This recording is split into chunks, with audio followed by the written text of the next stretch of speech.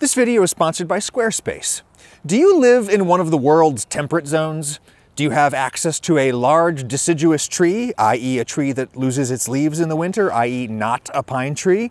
Well, then there's a good chance you could make some delicious tree syrup, like maple syrup, but this is not just limited to maple trees. You can do it with all kinds of trees. For example, that is a hickory tree, and I used it to make this delicious hickory syrup, which is kind of nutty and smoky and delicious and surprisingly different from maple syrup. I'm gonna show you how I made it. All it took was a bucket, a drill, and some tubing, though honestly you could use a drinking straw, and then it took like 2 hours on the stove. But first thing to do is to find an appropriate tree.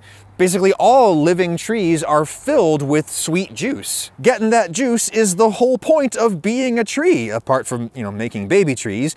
If you're a tree, you suck water up from the ground with your roots and you send it up to your leaves. Your leaves gather carbon dioxide from the air, and from these raw materials, you use the energy of the sun to make sugar, which provides the calories you need to keep growing. So you can suck more water up from the ground with your roots and send it up to more leaves that gather carbon dioxide, etc., etc., etc., and eventually you make baby trees and eventually you die. It's kind of like being a person.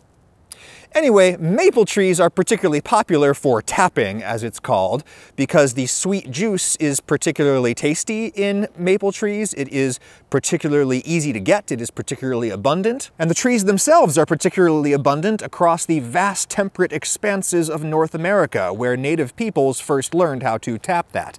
The sugar maple is so named because it's probably the best tree for doing this, but black maples and red maples and silver maples and lots of other maples are apparently great for making syrup too. I can find no scientific literature that comprehensively describes or lists all of the various tree species that can be safely tapped. It's probably a thing that not anybody really knows all the answers to yet. However, if you Google online, you will find communities of people who have successfully and apparently safely tapped, boy, all kinds of hardwood species, i.e. not pine-type trees, and these folks have apparently tapped that and lived to tell the tale. However, it is certainly the case that there are deadly poisonous trees out there, and before we consider eating any of their parts, we must all do our research, right? Consider the manchineel tree of the tropical Americas. The tiniest drop of its milky white sap causes horrific burning and blistering on your skin, so you really wouldn't want that on your throat, would you? A much less dramatic example would be an oak tree, like the one behind you. You could very easily, if you were a noob, confuse an oak tree for a maple tree if you were just going off of the bark in winter, you didn't have leaves to compare. Oaks contain tannins that taste bitter and can be toxic in very large quantities. Sometimes you hear about dogs or horses eating a ton of acorns and getting sick. You have to process acorns to make them safe to eat. I can find no scientific literature on the safety of oak syrup. I have read about people who claim to have made it and eat it, and what they said was that it was just kind of so gross and bitter that they stopped eating it long before they were presumably in danger of being poisoned by it. Evolution, it works! On the other hand, I have read about people who say that they like to tap a few oak trees in addition to a much larger stand of maple trees. It's called a sugar bush if it's a stand of trees used for tapping. Anyway, they like to mix a little bit of oak sap in with their much larger quantity of maple sap for the purposes of making the finished maple syrup taste a little bit nutty. Tannins can be quite tasty in small quantities, hence red wine, but I don't know. Oak syrup isn't really a thing from what I can see, so I wouldn't do it if I were you. But birch syrup is a thing, or actually birch sap, the raw, unreduced liquid you tap out of birch trees. Its sugar content is absurdly low, so you could not boil much syrup out of it, but the raw sap is often marketed as birch water and is apparently a refreshing beverage. Lots of common fruit and nut trees are reputed to make outstanding syrup, and in fact the very best syrup I ever had was from a black walnut tree. That's my brother, Tony Ragusia. He has a YouTube channel about bonsai, tiny trees, but that big tree behind his house in Pennsylvania is a black walnut, and Tony tapped that to make this syrup that I got to try last time I was up there, and it tasted like browned butter. You can find black walnut syrup on the internet, and I highly recommend trying it. You can also buy hickory syrup, though much of what's on the market is just sugar syrup that has been infused with hickory bark. However, people do actually make real hickory syrup like this, and that gave me confidence to try. I also am confident because I know this area, this ground. This is my backyard in East Tennessee, and I know that there's no particular problem with groundwater pollution or anything potentially hazardous like that. So I felt competent to tap that just as soon as I had conclusively identified that as a hickory tree. I examined its bark, I examined its leaves, I examined its nuts. Tree identification is a pretty easy thing to Google, and I'm 99% sure this is a hickory. You identify and tap your own trees at your own risk. You also want to make sure that it's a pretty big, pretty mature tree. A common guideline out there is that it should be at least about a foot wide, the trunk. And then you also want a tree that is ideally exposed to the southern sun. Here in the northern hemisphere, especially in the wintertime, the sun is going to be on the southern side of the skies. The south is that way, the sun is rising behind you. So this is a well-sited tree. That's why I first started considering tapping this particular tree. It's very exposed on its southern face. Sun makes the sap run, so you're looking for a very specific weather report. A string of days in late winter, early spring, when it's going to be well below freezing at night and well above freezing during the day. Those are Fahrenheit temperatures, by the way, if you're confused, and they are perfect for tapping. Tennessee here is probably one of the most southern places where it's even viable to tap trees.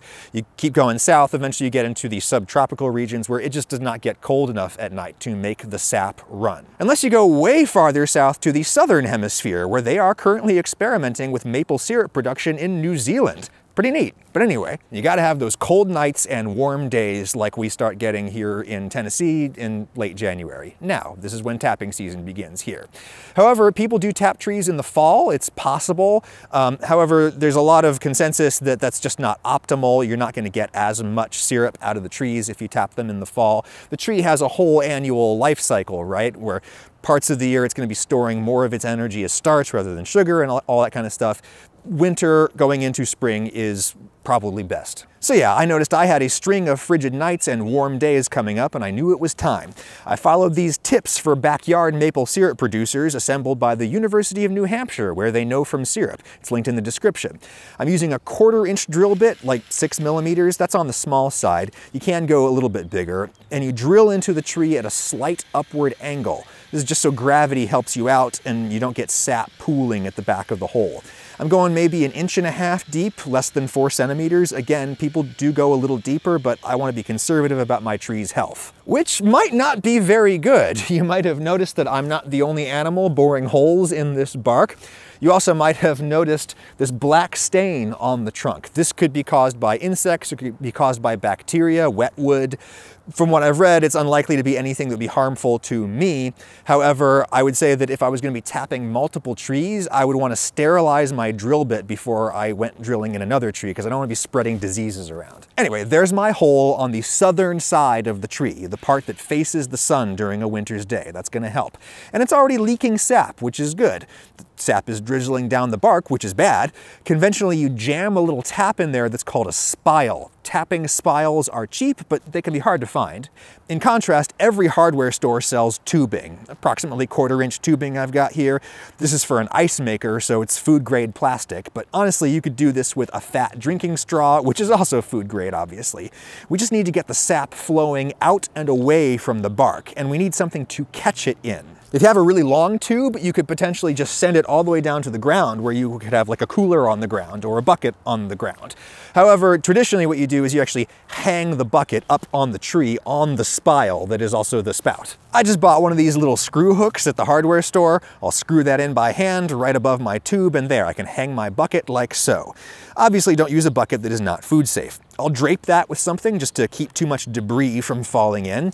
When the bucket is up on the tree like that, it's less likely that somebody's gonna knock it over, and that's nice. But since I have some long tubing, I'm thinking I might drill a second hole.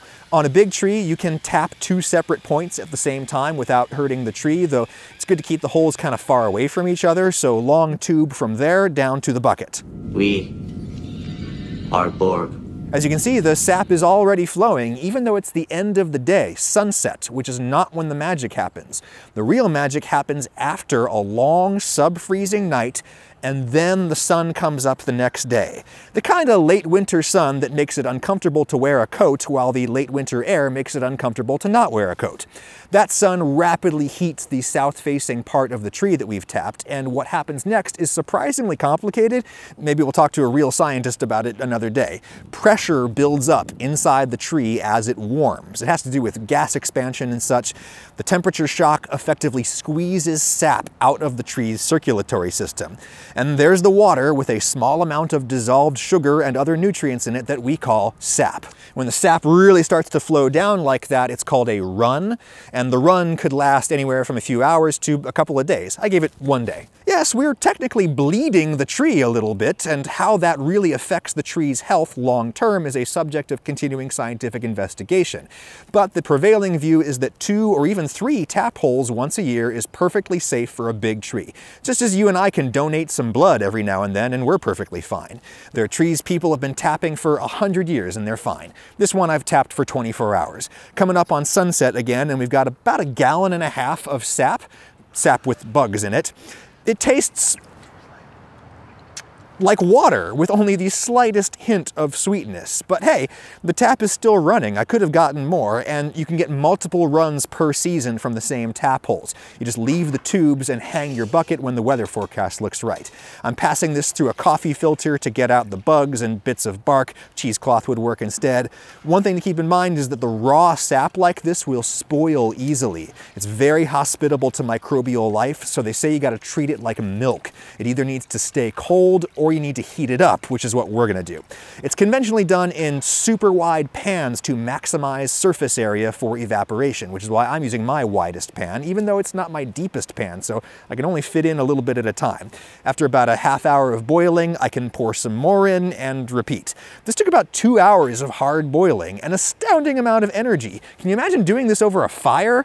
There's a reason maple syrup is synonymous with Canada, an immense country with immense forests big enough to tap for sap, but also to burn as firewood to yield syrup. Finally, we're getting to syrup.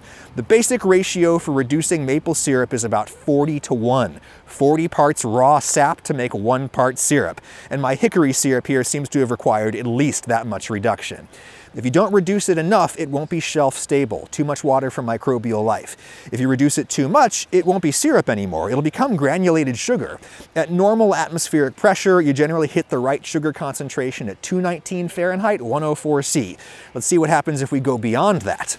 Check it out, the syrup is seizing, it's crystallizing, which could be a good thing. That's granulated hickory sugar right there, yum. But I'll dissolve that again with some water, and that is just so darn tasty, though the texture is a little rough, a little sandy. That could be from the crystallization, but it could also be this stuff called sugar sand. That sand is also called niter. It's minerals from inside the tree sap that got concentrated through the reduction and they precipitated out of the solution and formed, little teeny tiny rocks.